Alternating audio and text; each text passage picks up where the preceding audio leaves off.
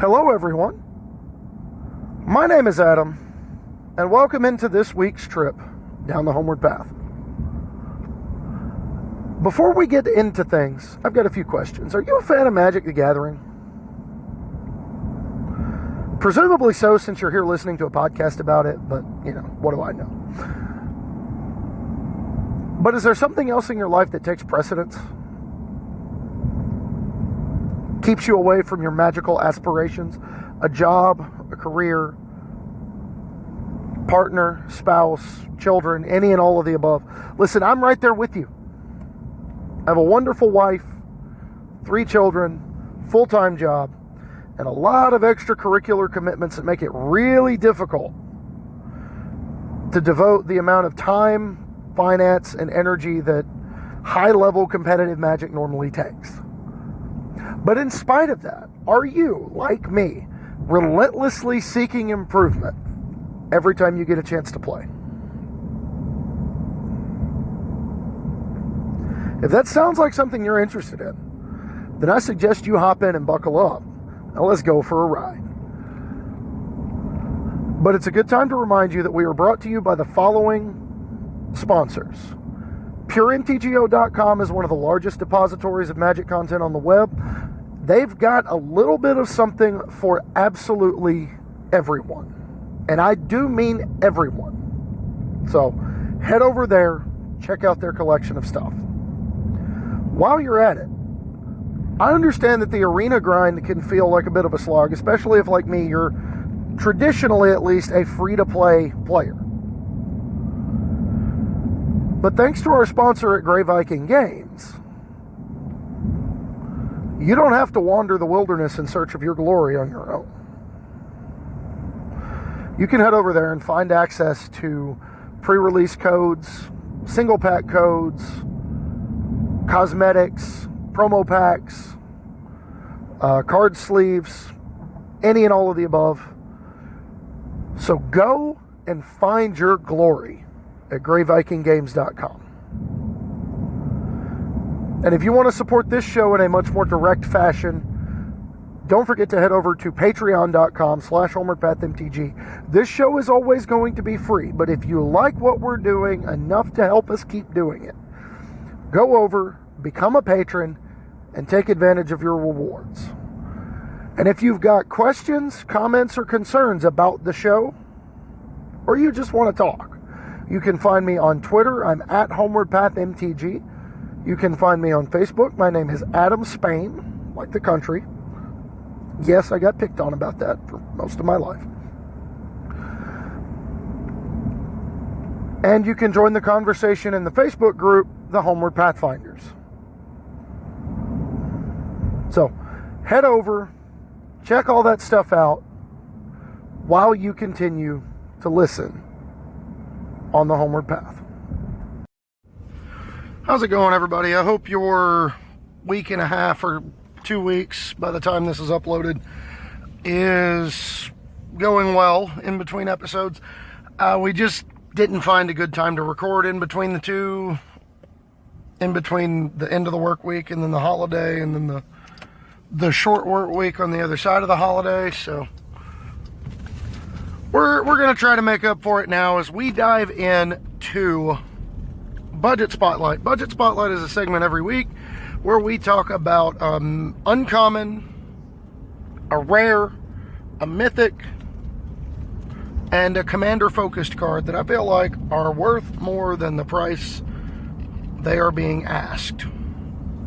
Or worth more to your game than the price that's being asked for them. And our uncommon is, by and large, a staple of several archetypes in Pioneer and Modern, and that card is Light Up the Stage. Light Up the Stage is 2 and a red, sorcery. Exile the top 2 cards of your library. Until the end of your next turn, you may play those cards. And then it has Spectacle for a single red mana. You can cast it for its Spectacle cost if an opponent lost life this turn. So, as a red divination, this is hashtag fine. Digging deeper, it helps you mitigate mana flood, helps you maintain forward momentum, because this is the kind of card you play in a proactive deck, right? You don't play this card alongside a bunch of counter spells, because you don't want to telegraph directly face up to your opponent that you have a counter spell in the wings. They will just not play anything and let your counter spell go into exile, which is 100% the right decision on their part. Unless mitigating factors, and that's like a whole other discussion. But just with the tiniest little sliver of synergy. It goes from red divination, 3 mana draw 2, to red thoughtcast, 1 mana draw 2. And we've seen the hoops players are willing to jump through to play 1 mana draw 2 spells, whether it be in standard or older formats. Even discounting Thoughtcast, a card like Of One Mind comes to mind. There's others on the list here. I mean, we've jumped through a lot of hoops for card draw over the years. Dig Through Time is a staple in Pioneer. Treasure Cruise is a staple in Pioneer. And both of those cards are a little bit harder to facilitate than Light Up the Stage.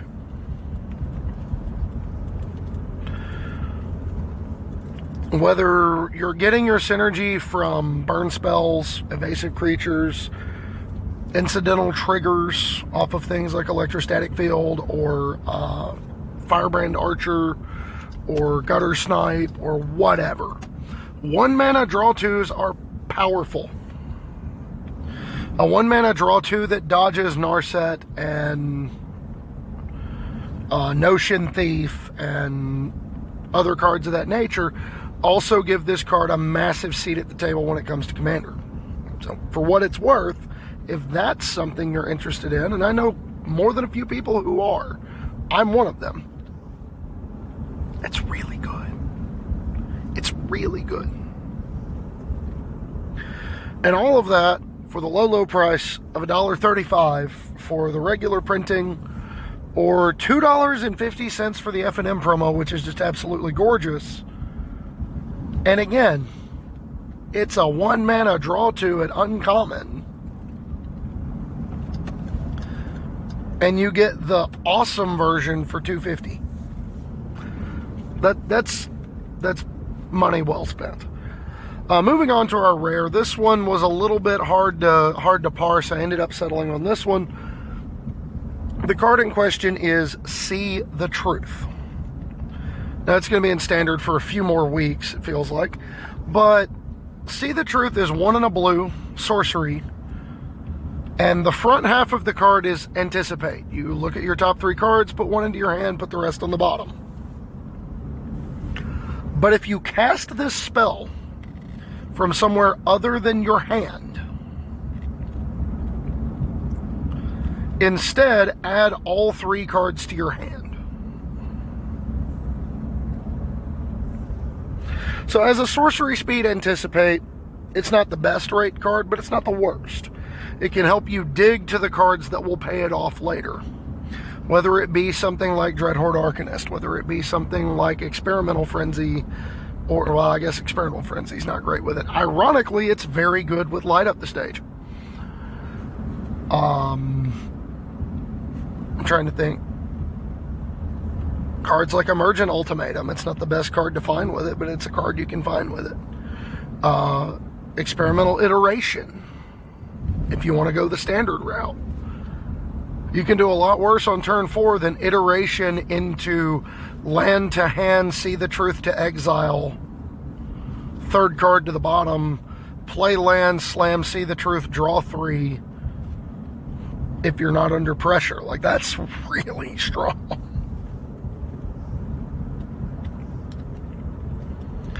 I said, when you get the other trigger, it becomes a draw 3 for 2 mana. And again, we've seen players jump through hoops for draw 3s for 2 mana before.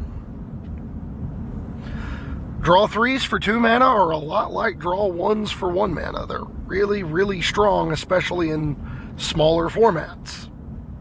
And especially when you can pay them off reliably. I'm honestly a little surprised this card doesn't see more play in standard. because of the synergy with cards like Experimental Iteration. I'm surprised it didn't see more play up until its rotation with cards like Dreadhorde Arcanist and Light Up the Stage in the format. It's such an interesting card design for me. And again, it's a draw 3 for 2 mana that's an Anticipate on the front side sometimes, and it's $1. $1. I'll take that action. I don't know about you. Now, moving on to our Mythic, we're on the pricier side of things here, but I have not gotten a chance to talk about this card yet, so I'm gonna talk about it. Dang it. And the card in question is Saheeli Rai, and this one holds a little bit of a near and dear place in my heart, because Saheeli was one of the first decks I built when I came back to Magic. It was my favorite Planeswalker in Kaladesh. I looked at it and I said, this thing's going to be really stupid if they ever accidentally print something stupid for you to make a copy of. And then 2 months later, we got Felidar Guardian, and at least locally, I looked like a prophet. So, it only the first thing I said about Saheeli Rai is 1, a blue and a red, legendary Planeswalker Saheeli. Enters the battlefield with, I believe it's 3 loyalty, and has the following abilities: +1, scry 1, deal 1 damage to target player. -2, create a token that's a copy of target artifact or creature you control. That token, target artifact or creature you control. That token is an artifact in addition to its other types, and you exile it at the beginning of the next end step.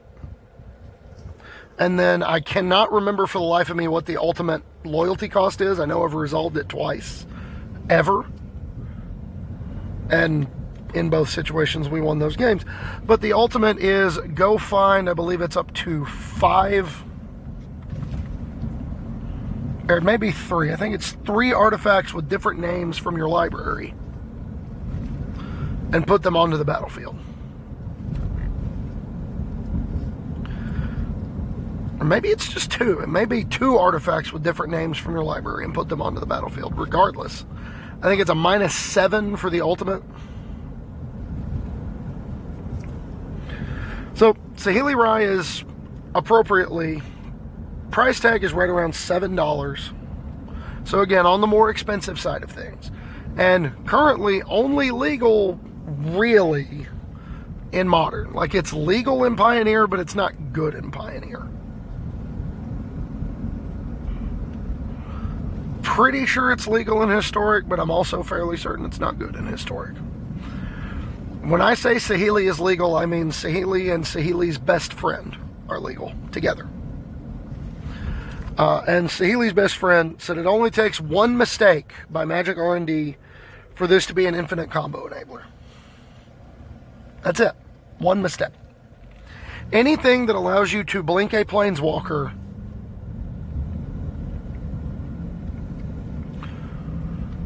that this can either directly make a copy of, or make a copy of something it can go get you, a permanent that you can cycle, you can recycle through some sort of a loop to blink a Planeswalker.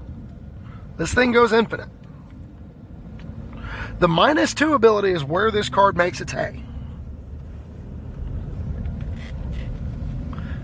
Because, you know, the most obvious combo being Felidar Guardian. Felidar Guardian, when it enters the battlefield, will blink Saheeli and return her directly to the battlefield so that she can then -2 again, make another copy, blinker, -2 again, make another copy, blinker, ad infinitum, make as many tokens as you want to, win the game.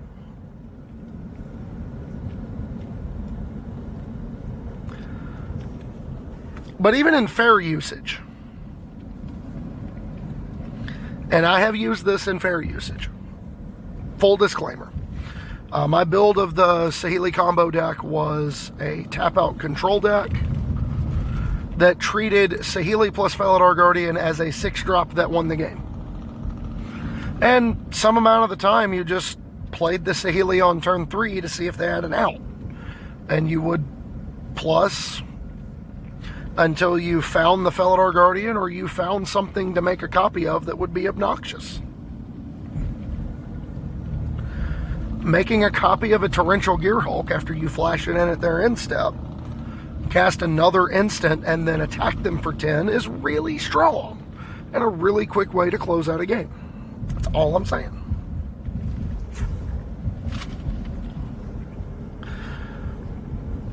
But in fair usage, she allows you to double up your enter the battlefield triggers and gradually plink away with her +1.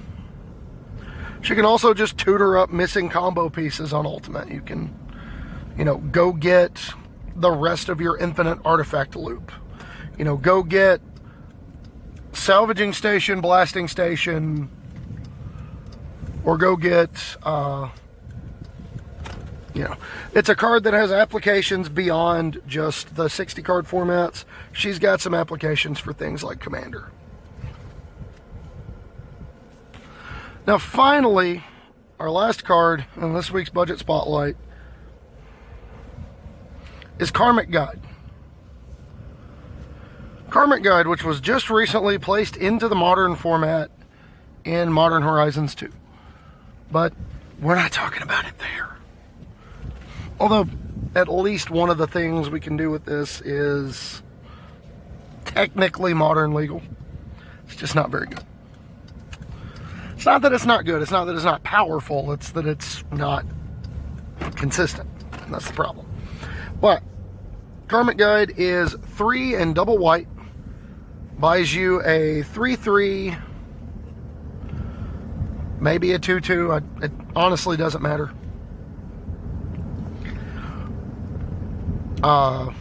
With Echo, so when it at the beginning of your next upkeep, you pay its Echo cost, or you sacrifice it.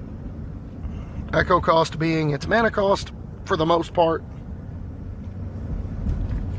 But in this case, when Karmic Guide enters the battlefield, return target creature from your graveyard to the battlefield. And the first note I have is, yes, the classic 3 to 4 card combo enabler, letting you use your graveyard as your staging ground. What I mean by that is Karmic Guide is one of the linchpin enablers of several different accidental infinite combos. And in one very, very famous example, an intentional infinite combo. That one being the Flash Hulk combo, where you would cast Flash, put Protean Hulk into play. Protean Hulk sacrifices itself because you can't pay the cost reduced by up to 2. And when it dies, you go get creatures totaling mana value up to 6. You get the 5 mana Karmic Guide, and the 1 mana either Viscera Seer or Carrion Feeder. Karmic Guide returns Protean Hulk to the battlefield. Sacrifice the Protean Hulk to whatever your sacrifice enabler was. That again triggers the Hulk to go get you 6 mana worth of creatures. Go get Kiki Jiki Mirror Breaker and whatever 1 mana thing you want. Kiki Jiki will tap to create a copy of Karmic Guide. In response, sacrifice Kiki Jiki to your combo enabler or your sacrifice enabler, and then proceed to repeat infinitely, because the trigger from Karmic Guide will return your Kiki Jiki to play untapped. It has haste. Tap it, make another copy, response, sacrifice it, loop. Make infinite 2/2 flying haste, protection from black tokens, kill your opponent. But seriously though, when was the last time anybody tried to play a fair Karmic Guide? That's the real question about this card, right? You never put Karmic Guide into your deck going, oh man, it's going to be really cool to reanimate my 7-drop on turn 5. You don't play Karmic Guide to do nice things. You play Karmic Guide to do game-ending things. You return a flicker target that you can blink the Karmic Guide and then bring another creature, like get most of the creatures out of your graveyard, or one of a dozen infinite loops that it could potentially enable. It's just not a fair Magic card if you're wanting to play it, and that's okay. There's nothing inherently wrong with that.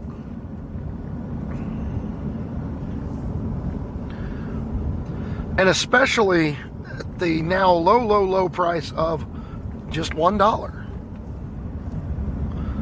I mean, one of the least fair cards I've ever played in a game of Magic for $1. I can't argue with it. But that wraps up Budget Spotlight and feeds us into our next segment, Brew of the Week. And this week's Brew of the Week, I've actually, full disclaimer, been playing a good amount of Standard in the last 2 weeks. Due to actions beyond our control, shall we say, we're forced to move the computer and all of the gaming supplies from mine and my wife's bedroom to the living room. I have a new computer desk, which means I don't have to worry about waking anybody up in the morning or keeping anybody up late at night if I proceed to play the game. So,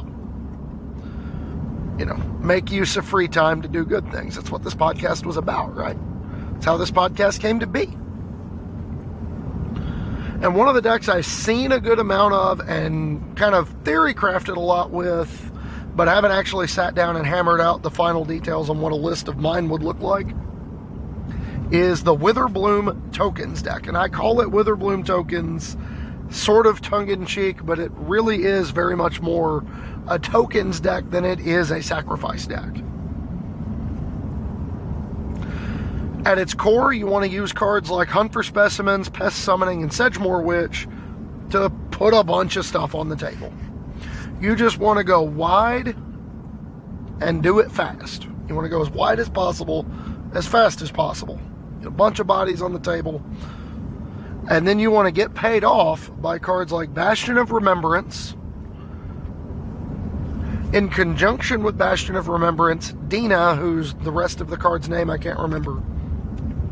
But Dina allows you to double up on your Bastion of Remembrance triggers. Whenever you gain life, each opponent loses 1 life, and Bastion of Remembrance will then ping for 2 instead of 1 whenever something of yours dies. And then you play cards like Village Rites and Plumb the Forbidden, which is one of the wildest card names I've ever seen, but it's also just objectively one of the coolest Magic card designs I've ever seen too. Like, the fair version is objectively mediocre. 2 mana and 1 life for 1 card. But once you start sacrificing bodies, it gets a whole lot stronger. And then once you start factoring in things like the Magecraft from Witherbloom Apprentice, Sedgemoor Witch, the triggers from Dina thanks to your Witherbloom Apprentice, like Plumb the Forbidden is just a weirdly exciting Magic card. But it's a relatively straightforward concept. You want to put a bunch of bodies on the table, and either your opponent tries to kill all of them, at which point you feed all of them to Plumb the Forbidden, get a bunch of triggers off of things like Bastion of Remembrance and Dina, and then rebuild after you've drawn some cards. Or you want to get a whole bunch of bodies on the table with Witherbloom Apprentice on the table, and either double Witherbloom Apprentice or Witherbloom Apprentice plus Dina, and then proceed to end step Plumb the Forbidden for 1 billion, make a bunch of tokens if you got a Sedgemoor Witch, draw a bunch of cards, keep your life total the same or higher because of all the triggers, and then be able to untap and kill your opponent, no matter how they block. It's just a really interesting sort of all-in take on the tokens deck. It's like equal parts Spellslinger plus sacrifice plus tokens, but the core concept of the deck, the basis for what you want to do, only works if you can make a lot of tokens. So how do you customize this deck? Well, that's the real intrigue. Because realistically, it becomes a question of which way do you want to lean. You got 3 different sets of synergy going on here. Staying green-black makes you play out more like a combo deck, where you just kind of keep things really lean, really efficient, and you try to ignore your opponent as much as possible, do your thing, and if you kill them, you kill them, and if you don't, you don't.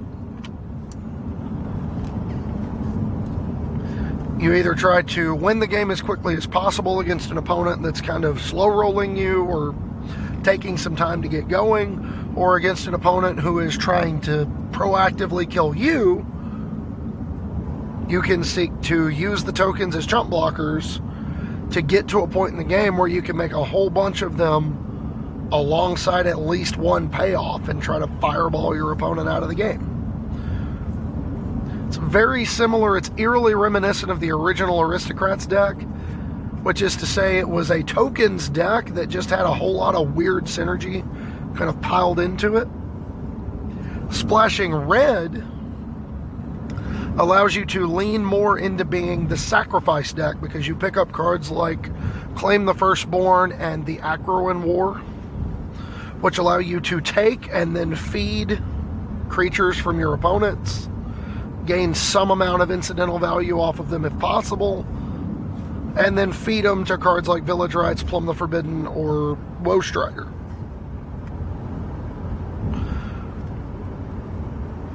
And not for nothing, there's also the back half of Extus, Awaken the Blood Avatar, which makes everybody sacrifice a creature. You make a 3/6, which is not legendary, I might add.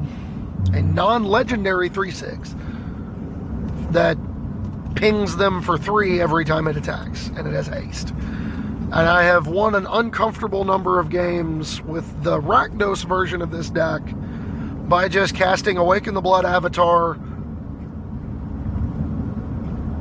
and then do it like sacrifice 3 creatures to Awaken the Blood Avatar to make it 2 mana, take out a blocker, escape a Kroxa from my graveyard, cast Claim the Firstborn on Kroxa to let it attack now, declare attacks, ping you for 3, ping you for 3 if your hand is empty and we're attacking for 9. That's just an obnoxious amount of damage. 15 out of nowhere is a lot, folks. Splashing white feeds your education because you get to do more learning. You get to add a card like Professor of Symbology, which is both a body for your sacrifice synergies or any other like go wide synergies that you want to do, and it gives you access to more lessons. You get access to cards like Academic Probation. You get access to cards like Inkling Summoning, that gives you a little bit of insurance against flying creatures, which is something this archetype pretty desperately needs.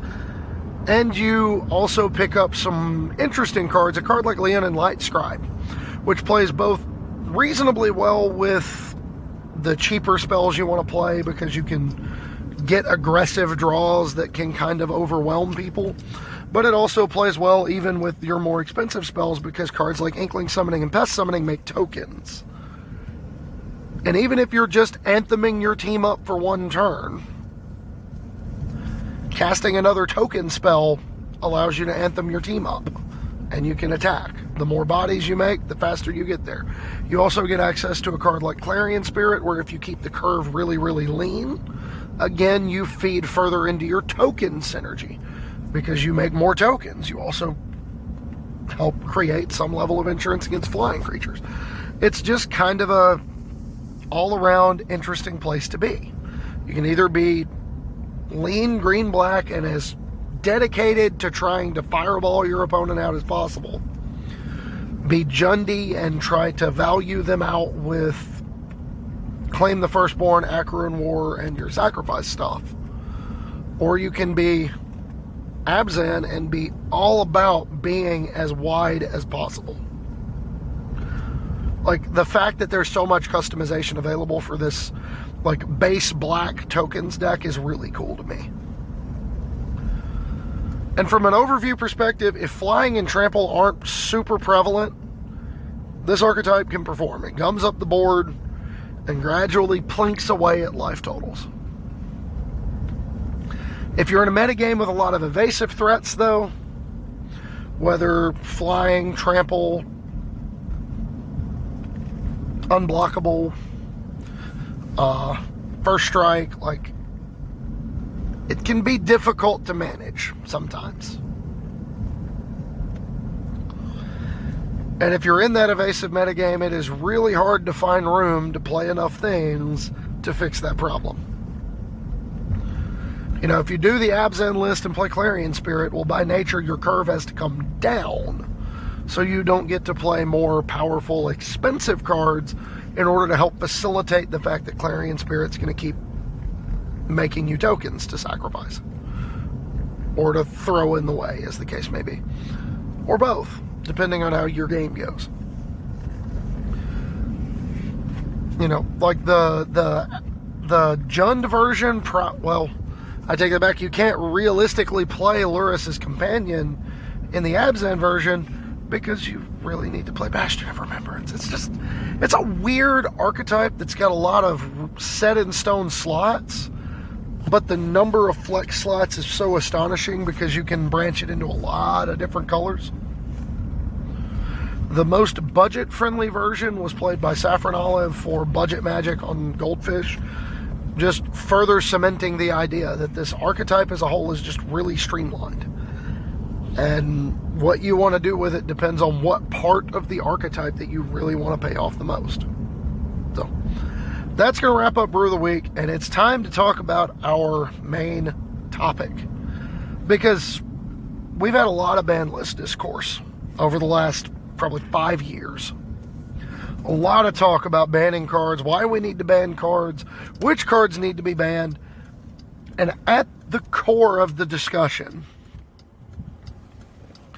a lot of the time, is whether we need to be talking about banning the cards that enable a synergy or a strategy or a busted something, or whether or not we need to ban the card that pays it off.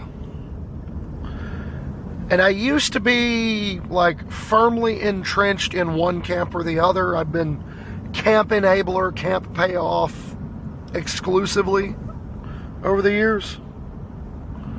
But more recently, I've come around to more of a measured approach to it that says, you know, the reality is it's somewhere, it's a gray area. It's somewhere in the middle. So aside from discussions about intrinsic power level and fun factor, most of it divides into two camps. Do we ban the enablers to make payoffs weaker, or are the enablers fine as long as you ban the payoffs? Case number one, your enablers are stronger than payoffs, or only enable the same sort of degenerate nonsense. Faithless Looting is a great example. As I know technically you've got a deck like Mardu Pyromancer that loved playing Faithless Looting as a brainstorm that you could cast from the graveyard. Like, I get it. But the number of utterly unfair graveyard decks this card fueled was ridiculous. Dredge, Hogak, Arclight Phoenix,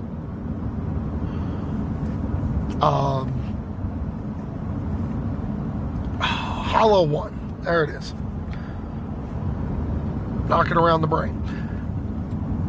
It just, like, there's not a scenario where you're not going to accidentally stumble into something ridiculous with this card. Even if you're doing something as innocuous as milling, you know, putting Bridge from Below's in your graveyard so you can set up a synergy turn, that's still, like, real good. Part of the reason Bridge from Below got banned. That's beside the point. Or did it? I can't remember. I haven't played Modern in a long time.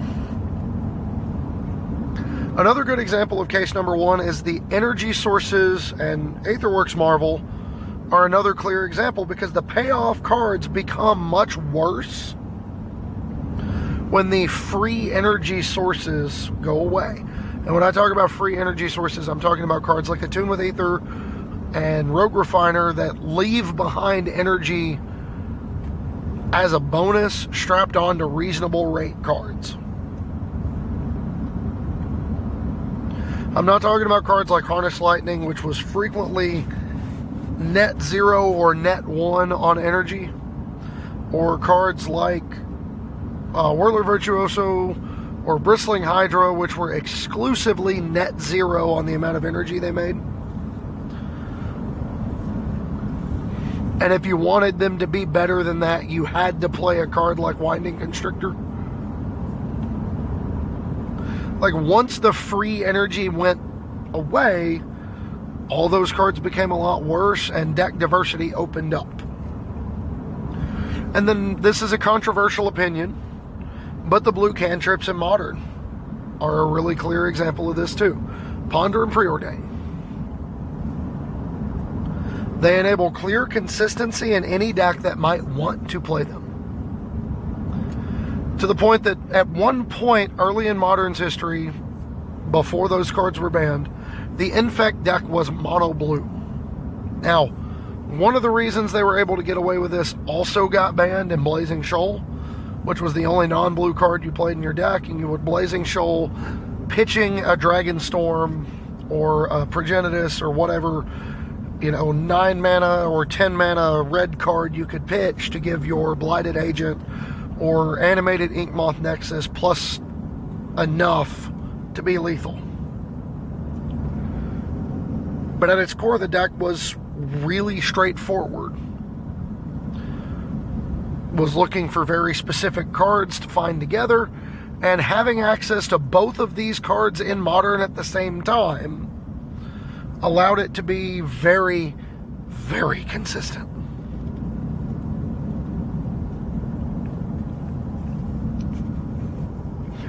And I know there's an argument that you could make that these cards are fine in Modern, and I'm willing to have that discussion. I'm not firmly entrenched into the camp of keep these cards banned, they're too good, in part because I'm selfish and I like playing those cards.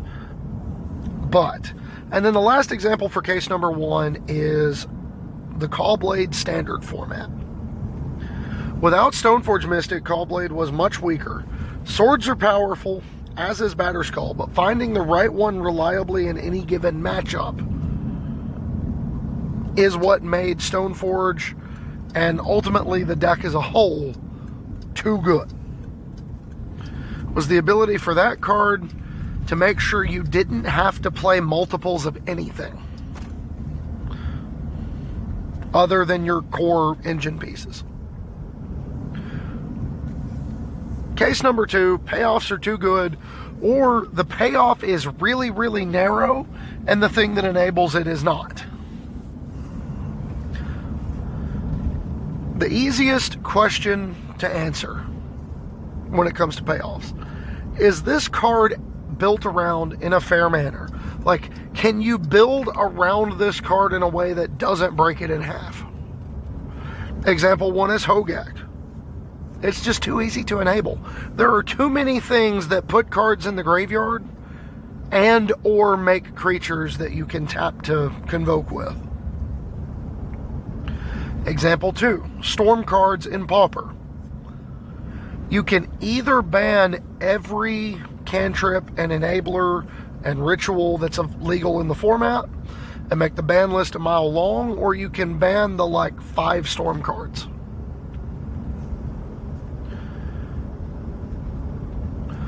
The other combo decks are fragile. Decks like One Land Spy, decks like Tribe Combo, Is It Blitz, what have you. They're fragile. Even with access to cards like Brainstorm, Ponder, all of the above.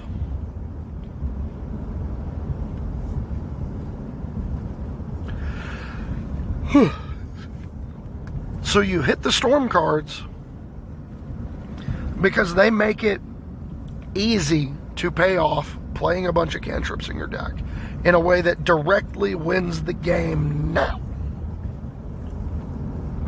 Example number 3, and this is another controversial one, but Walking Ballista and Pioneer. The life gain decks without Walking Ballista are fine, but it's just too easy to use Walking Ballista as a payoff card. Whether you can find a way to make infinite mana, which is what Ballista was featured heavily in Modern. The Vizier of Remedies Devoted Druid combo allowed you to make infinite green mana, and Walking Ballista is a real good place to put it.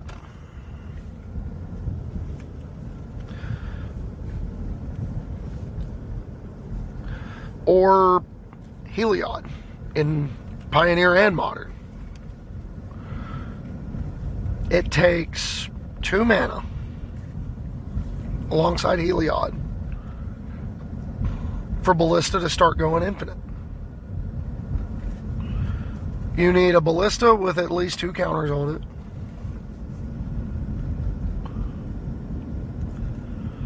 And then you just, pay your 2 mana, give it lifelink, remove a counter, shoot something for 1, gain a life, put it back.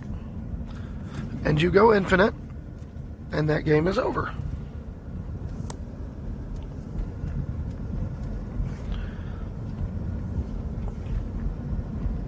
So, I mean, it's really, really, painfully easy to take Walking Ballista from a cute 2 mana thing that sometimes keeps the game locked down. Sometimes helps you plink through annoying creatures and, maybe helps you deal the final 3 or 4 damage when you flood out. Gives you something to do with your mana while it's on the table. It's really easy for it to go from that to, oops, I won the game for 3 mana.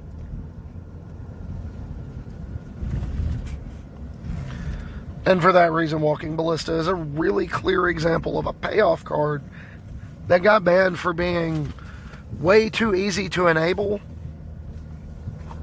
and was a payoff for a lot of different enablers.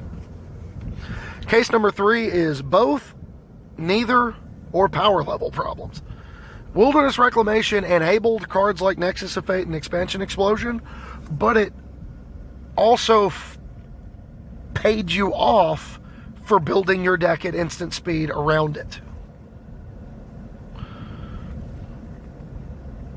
I know at one point the best Reclamation decks were playing cards like Escape to the Wilds and Nissa, and both of those cards were bananas alongside Wilderness Reclamation.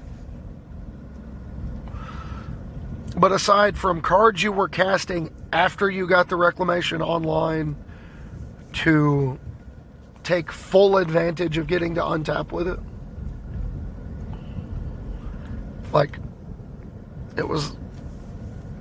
it was just a really messed up Magic card, because you would be able to deploy sorcery speed threats and then protect them because you played instants in your deck. It's the same issue of Sword and Feast and Famine when Stoneforge Mystic was legal, but this time it wasn't a situation where you could hit the consistency of the deck without hitting the thing that was letting you do that. You had to hit the thing. The artifact lands are another good example between Modern and Pauper. Artifact lands are clear examples because they both enable and pay off the affinity strategy. Which is to say, the more artifacts you have on the field, the cheaper your spells are, and the more artifacts you can play, the cheaper your spells are, and then you get to play things like Thoughtcast that draw you into more artifacts, which you can then play. And then you can play a Cranial Plating because you can rip through your deck in a hurry with cards like Thoughtcast and the new 7-drop that I can't remember the name of. You can rip through your deck in a hurry, find everything, and kill your opponent out of nowhere. And then, at minimum, artifact lands, especially the new ones, indestructible artifact lands alongside cards like Insult Artifact are great. Let me just make this 2 mana 5/5. that you can't Fatal Push or Blood Chief's Thirst or Lightning Bolt or Wild Slash or whatever, right? Like, that's really good.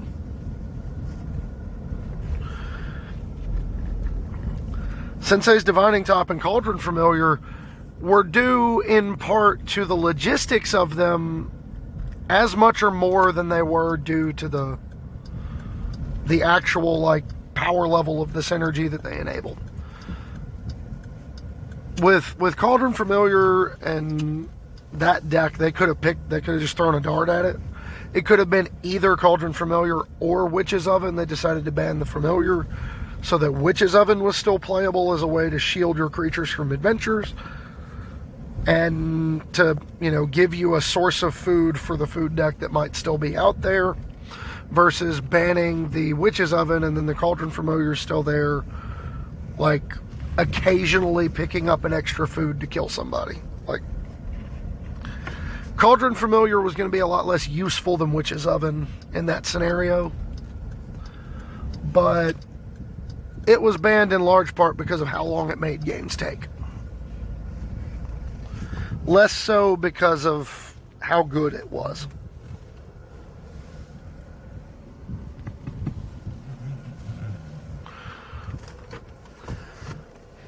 And then countless others were due to suppressing diversity within archetypes and, you know, cards like the energy enablers, cards like Uro, cards like Omnath, Counterbalance, Splinter Twin. These were cards that when they were legal, there was no excuse not to play them because it was just clear examples of power level being pushed so far, or they did something similar to what the deck you were trying to build did anyway, so it was really easy to incorporate them. And that's a reasonable reason, that's a mouthful, isn't it, to ban something. So why is this important? Why is it important to understand, like, why cards get banned, or like the psychology behind banning cards? And the answer is twofold. One, I've seen more cards banned in Standard in the 5 years I've been back than in the 8 years before combined. And arguably it was over the course of a 3-year stretch, right? Eldraine, or not even 3-year stretch, just since Eldraine got introduced in Standard. More cards banned in Standard in that time frame than in the other, 16 years I've been following Magic put together. That's ridiculous. Like, the only other bannings I ever saw in Standard before I stopped playing were Jason Stoneforge Mystic, and then before Eldraine it was Smuggler's Copter, Emrakul the Promised End, Felidar Guardian, Aetherworks Marble, Attune with Aether Rogue Refiner, Ramunap Ruins, and Rampaging Ferocidon. Since October of 2019, it's been Oko, Veil of Summer,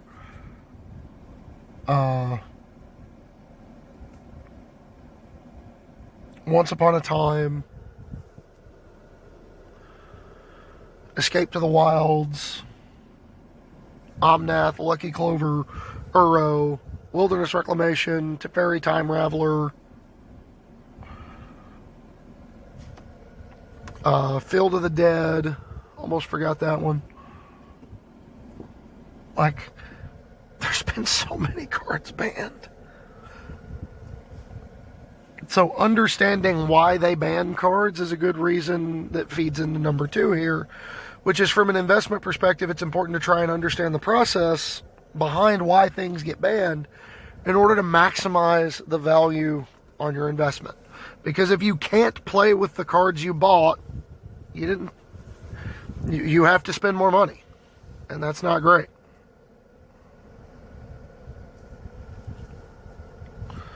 So, with that in mind, that's all I've got for this week, everybody. You got questions, comments, concerns, leave them down below in the comment section. If you're on any of the places where you can. If you're watching this on YouTube, don't forget to like, comment, subscribe. If you are wanting to join the conversation a little bit more directly, Twitter, I'm at HomewardPathMTG. Facebook, my name is Adam Spain. You can join the conversation in the Facebook group, the Homeward Pathfinders. You can, if you want to become a patron of the show, patreon.com/HomewardPathMTG. Show's always going to be free, but if you want a more direct hand in how it goes, that's the way to get it. And with that all out of the way, let's get them pulled up. I haven't done this in a while. It's time for hashtag MTG Dad Jokes. First one is from legendary member of the Commander community, Shivumbot. Did you hear about the Lord of the Rings set focused on temporary cards created by spells or creatures with an emphasis on treasures, food, and small creatures? Yeah, it's apparently a Tolkien-based set. Tolkien-based. So, come on. Wasted. I can't hear any laughter. And then most recently, courtesy of Emma Partlow, why do musicians or bards make great scavengers? It's because they're always looting. L-U-T-I-N-G. Wonderful. I need these D&D puns in my life. Inject them directly into my veins, please. Keep sending them. So, that's all we got for this episode, everybody. I hope you enjoyed it. With that in mind, before we sign off, remember, everybody's going through something. Don't be the reason why someone's going through something, okay? So laugh hard. Have more intelligent band discussions. But be kind. And we'll catch you next episode.